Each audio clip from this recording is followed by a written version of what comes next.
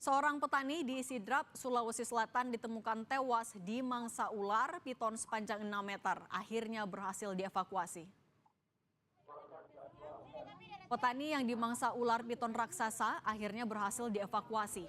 Jenazah langsung dipulangkan ke rumah warga di Dusun Toga Paraja, Desa Kalempang, Kecamatan Pitu Riawa, Kabupaten Sidrap. Jenazah petani perempuan ini langsung dimakamkan di pemakaman desa setempat.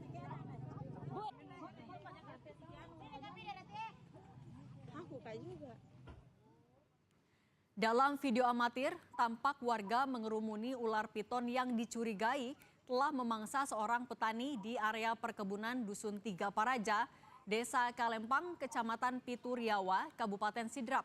Saat ular dievakuasi, ditemukan jenazah korban berjenis kelamin perempuan.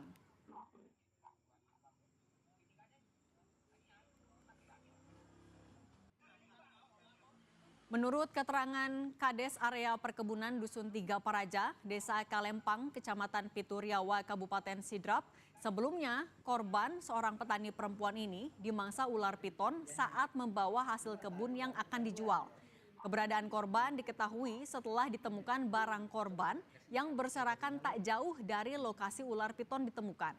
Usai ditemukan warga, jenazah langsung dievakuasi dan dimakamkan di desa setempat. Istrinya ini tidak balik ke kebun. Pagi baru dia telepon ya. Ada barang bawaan yang ditinggal di situ ya, ditinggal di situ tempatnya ditelan itu ya. Nah, di sana karena dia lihat begitu dia sudah curiga, oh ini dimakan ini ditelan ular ya.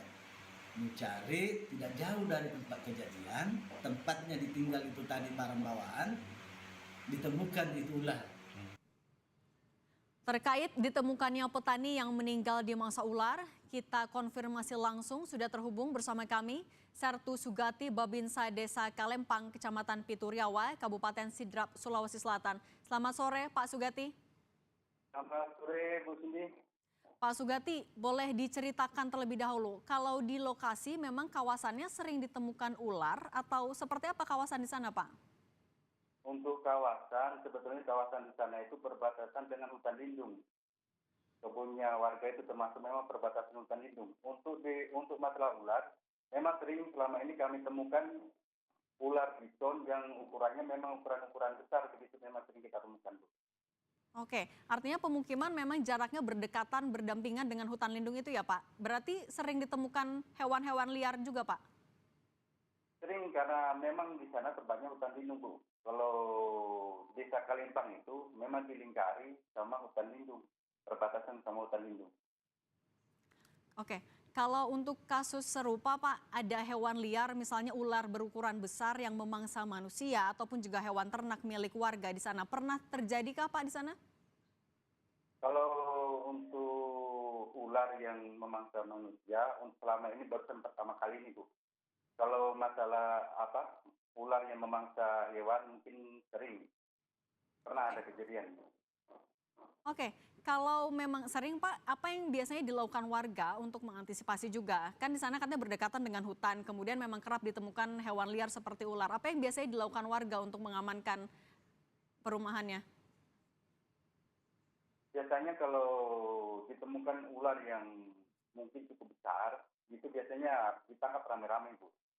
Makanya sering kami himbaukan juga kalau keluar mungkin bersistem supaya tidak, kalau ada kejadian-kejadian kayak gitu cepat ada pertolongan pertama begitu. Kalau soal pencarian korban Pak, korban petani wanita ini, berapa lama waktu yang dibutuhkan sampai akhirnya warga juga menemukan kalau korban ternyata dimangsa ular Pak? Sekitar 2 jam, Bu. Sekitar 2 jam. Apa yang menjadi alasan kenapa warga tiba-tiba curiga korban dimangsa oleh ular Pak? Karena pas waktu pencarian di situ ditemukan barang korban yang mau dijual itu berserakan di situ. Akhirnya setelah ditelusuri ada jejak ular piton. Ternyata setelah ditelusuri di situ ada ular piton yang dicurigai memakan korban tersebut, Ibu. Oke, setelah kasus ini Pak, apakah akan ada langkah pengamanan yang lebih ketat atau misalnya dipasang adanya pelindung tertentu untuk mengantisipasi kejadian serupa juga, Pak? Untuk mengantisipasi supaya tidak terjadi adanya kejadian yang serupa, kami menghimbau sama masyarakat supaya kalau jalan di hutan minimal itu body system.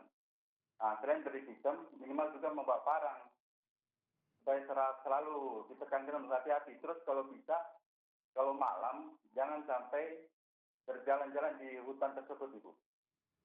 Baik, baik. Terima kasih Sertu Sugati sudah berbagi untuk Kompas Petang. Terima kasih Pak, selamat sore.